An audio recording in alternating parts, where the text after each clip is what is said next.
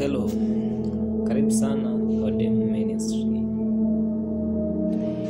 Hivi katika maisha yako ni vitu gani ambavyo unavitarajia sana kwenye maisha yako, au ni vitu gani ambavyo unavitamani sana viwepo kwenye maisha yako, vitu ambavyo vitakusaidia?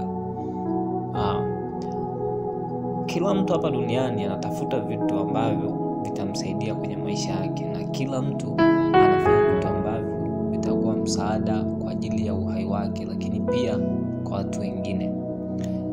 Zama leo nimekuja na nguzo 7 ambazo ukizifahamu na kuzitafuta kwa bidii zinaweza kubadilisha maisha yako kabisa, kutoka kwenye hali ya chini kwenda kwenye kiwango cha juu, iwe ni kiroho, iwe ni kiuchumi, iwe namna yoyote ile. Ukizitumia hizo nguzo 7 zinaweza zikakusaidia ukafika kule ambapo unaenda.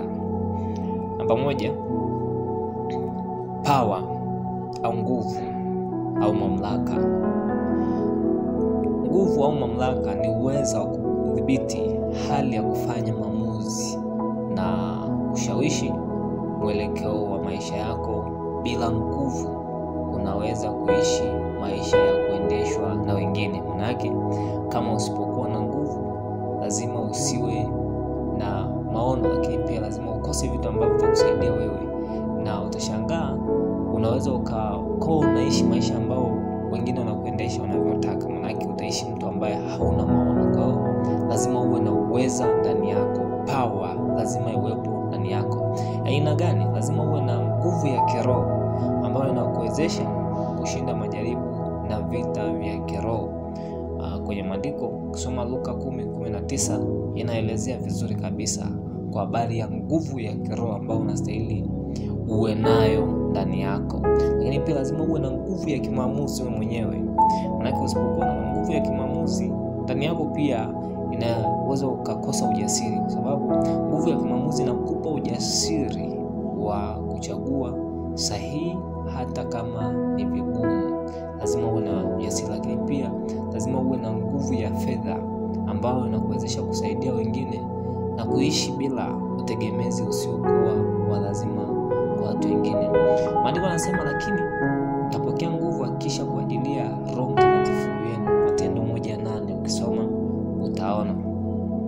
Kwa hiyo lazima uwe na nguvu. Lakini namba 2, nguzo namba 2 ambazo unastahili uwe nazo kwenye maisha yako na uzitafute ni hekima, wisdom. Hekima ni maarifa yanayotumika kwa njia sahihi. Si kila mtu mwenye elimu ana hekima, lakini kila mwenye hekima anaweza kufanikisha maisha. Kwa sababu gani? Hekima inaenda vitu vyote. Maana ukiwa na wisdom kwenye maisha yako, unaweza ukaishi vizuri na watu, unaweza kukaa vizuri na ukapata kitu ambacho unatafuta. Kwa nini? Hekima hukupa mwelekeo. Lazima hekima hukupa mwelekeo. Ukijaribu kuona, tazama watu ambao wanakuzunguka wenye hekima, uone jinsi ambavyo mwelekeo wao uko vizuri, lakini pia jinsi ambavyo hekima yao inawalinda na kuwaepusha na maamuzi mabaya. Lakini pia tazama jinsi ambavyo hekima inawaletea heshima, inakaa juu yao. Manake watu wanawasikiliza wanapoongea kwa busara, kwa sababu ndani yao kuna hekima.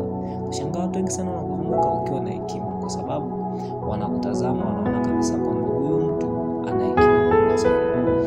Maandiko matakatifu Mithali 3:15 anasema, hekima ni ya thamani kuliko vitu vya thamani, wala vyote uvitamanivyo havilingani nayo. Manake hekima ni kitu ambacho ni cha msingi sana na unastahili uwe nacho kukusaidia. Lakini namba 3 ni pesa, money. Lazima uwe na hela. Pesa sio mbaya, ni chombo cha kufanikisha kusudi. Bila pesa hata ndoto njema zinabaki ndoto, manake haziwezi kufanikiwa. Pesa huwezesha kusaidia familia, kujenga biashara, kufanikisha huduma.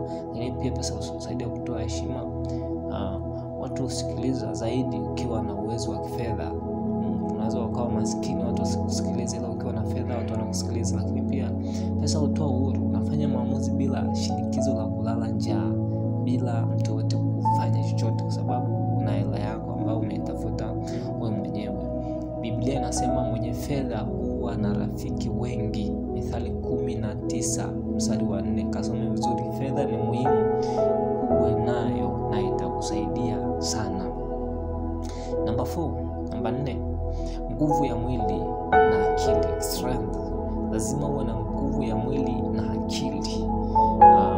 Nguvu ni uwezo wa kustahimili na kuendelea kusonga mbele hata unapokutana na vikwazo. Kwa nguvu ya mwili itakusaidia wewe kufanya kazi na kufanikisha malengo. Huwezi kufanya kazi kama mwili wako upo legelege, hauna matibabu, hauna nguvu, yani haupati chakula. Hivyo lazima uwe na nguvu ya akili, lakini pia lazima uwe na nguvu ya mwili. Nguvu ya akili inakusaidia kupambana na changamoto za kimaisha bila kukata tamaa, kwa sababu unakuwa think twice, unafikiria namna ya kufanya hicho kitu, namna ya kukitenda. Lakini pia uwe na nguvu ya kiroho. Nilisema pale mwanzo kwamba hii inaweza kukufanya usipoteze imani hata unapojaribiwa na shetani.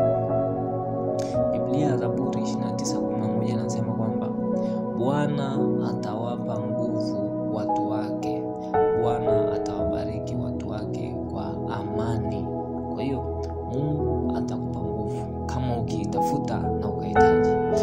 Namba 5, lazima uwe na heshima, honor. Lazima uwe na heshima. Heshima ni kitu cha thamani kinachofanya uheshimiwa na watu kwa sababu ya tabia zako. Usipokuwa na heshima, jua kwamba unapoteza vitu vikubwa sana na unapoteza watu wa msingi kwenye maisha yako. Heshima hujengwa na uaminifu. Ukiahidi, timiza. Ukiwa mtu ambaye ni mwaminifu, unajua kwamba heshima pia inakaa kwa kosa sana. Lakini pia heshima huongeza nafasi. Watu wanaweza kufungulia milango kwa sababu wanakuamini sana.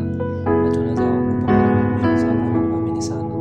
Vitu ambavyo kwa wengine haviaminiki, kwa wewe vinaaminika kwa sababu unakuwa mwaminifu sana. Lakini pia heshima inakulinda. Lazima uwe na heshima ili kulinde, kwa sababu inakuepusha na aibu na kashfa. Biblia inasema kwamba heshima humtangulia mtu mwenye unyenyekevu, Mithali 15 mstari 33. Namba 6 ni utukufu, glory. Glory ni ile hali ya kung'aa, kufanikiwa na kuonekana tofauti kwa sababu ya Mungu ndani yako. Na ukiwa na Mungu ndani yako, unajua kwamba utukufu wa Mungu kutofautisha na watu huona matokeo yasiyo ya kawaida maishani mwako. Pia utukufu huo utakupa ushawishi mkubwa sana. Watu wanavutiwa na kile ambacho Mungu anakufanya kwako, kile ambacho Mungu anakitenda kwako. Wanavutiwa nacho kwa kitu cha thamani sana. Lakini pia utukufu wa Mungu utukuzwa zaidi unaposhirikiana na Mungu. Si sifa zako, bali ni sifa yake Mungu aliye hai. Na utukufu wa Bwana ulijaza maskani. Soma Kutoka 40 mstari wa 34 utaona pale. Lakini jambo la mwisho kabisa, namba 7, ni baraka, blessings. Baraka sio tu pesa, ni hali ya kibali na mafanikio katika kila eneo la maisha yako. Maana kuna baraka zile ambazo zinabadilisha kizazi, zinaathiri watoto na wajukuu wako, lakini hicho kitu ni kibaya. Kwa hiyo inabidi utafute baraka kutoka kwa Mungu. Lakini pia kuna baraka ambazo zinafanya kazi kwako kwa sababu ya kustawi. Hata unapopanda kidogo unavuna kingi, kwa sababu hizo ni baraka zilizotoka kwa Mungu. Lakini pia kuna baraka za kuondoa laana. Hakuna nguvu ya giza inaweza kuzuia kilichobarikiwa, kwa sababu kuna baraka juu yako. Soma kitabu kile cha Kumbukumbu la Torati 28, utaona pale baraka jinsi ambavyo zimetamkwa juu yako. Hizi ni nguzo 7 ambazo ukizifanyia kazi kwenye maisha yako ni rahisi sana wewe kufanikiwa na kufikia pale ambapo unatamani ufike. Mungu akubariki sana. Mimi sijui kama ni wapi ambapo wewe unapataka sasa kwenye kati ya hizi nguzo 7. Sijui kama uko nguzo ya ngapi. Zifuatilie, comment hapo kama una mchango, na Mungu akubariki sana. See you next time.